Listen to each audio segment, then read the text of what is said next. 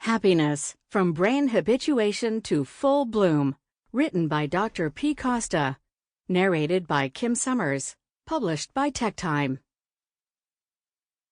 Forward. I would like to begin this book with a few anecdotes from my day-to-day life as a doctor.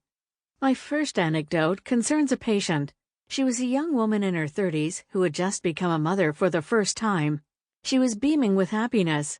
It was the first time I saw her after she gave birth. She was indeed radiant, smiling, and blooming. "I am a happy and fulfilled woman," she told me at the time. 7 or 8 months later, another medical appointment was scheduled. I no longer found a young, radiant, and fulfilled mother. Not only had she lost her spirit, but the happiness of being a mother seemed to have petered out. There are a lot of good things about being a mom, but there are also a lot of changes that transform everyday life, she said to me in a gloomy tone. Obviously, the intense joy of having a child had subsided. She was already tired and wondering about the compatibility between work and being able to raise her child. She was also nervous. I remember she kept rubbing her hands uncontrollably. At the end of the consultation, I remember saying to myself, "What a pity." She had thought that by becoming a mother, she would be the happiest woman, that she would be at the height of happiness, but that is clearly not the case. Evidence is more often unpleasant than what the brain and mind want us to imagine. The second example that stuck with me as a practitioner was that of a man, 32 years old, who had just bought the house of his dreams with his partner, and after a few weeks of work was finally enjoying it. He came in for a routine consultation and said, "Now that I've bought the house I've always wanted, I can enjoy life." Several months later, he came back to my office looking defeated. Problems at work and family worries were weighing on his spirits and had snuffed out the positive energy he had during the previous consultation. He was down. I naively asked, "So how's the house? Do you still feel good on it?" His answer was snappy, the tone of his voice bitter. "Oh yeah, well, we've gotten used to it."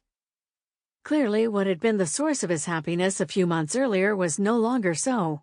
The house wasn't as sustainable a source of fulfillment as one might have thought.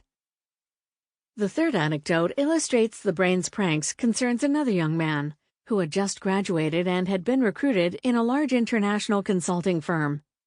Coming from a family with limited financial means, the job, with a permanent contract and extremely well paid, filled him with joy. He was due to start a few days after the consultation and was very excited. First of all, this type of job was appealing to him.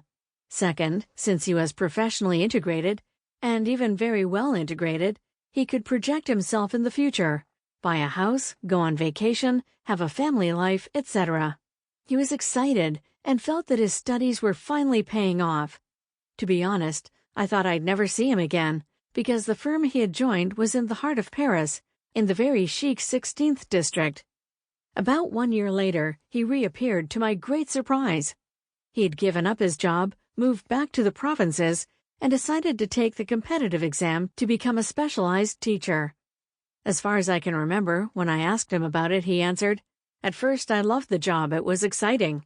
But after a few months I realized that I had no life. I was working until midnight and often on weekends, including Sundays. I thought that the job was going to enable me to bloom, but it was crushing me. What I need is a job that makes sense to me, even if it pays less." These anecdotes illustrate what I call the prankster brain. It is a phenomenon that wears down what makes us happy or joyful. As soon as a source of well-being or happiness comes into our life, we gradually forget it, and it loses its power to make us happy. The brain encourages us to always look for more instead of better. That is to say, for ways to achieve well-being and personal fulfillment that are durable, deep, and stable.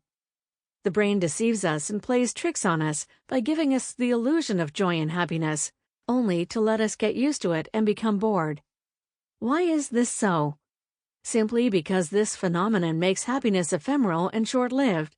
It gets us used to happiness, as if it were given, and pushes us to seek even more satisfaction. It encourages us to look for more sensations of well-being and happiness, like a headlong rush toward always more joy. Something like addiction, that's for sure. This phenomenon, so strong in our lives, even though we don't realize it most of the time, is easy to recognize for ourselves. Have you ever Sample complete. Ready to continue?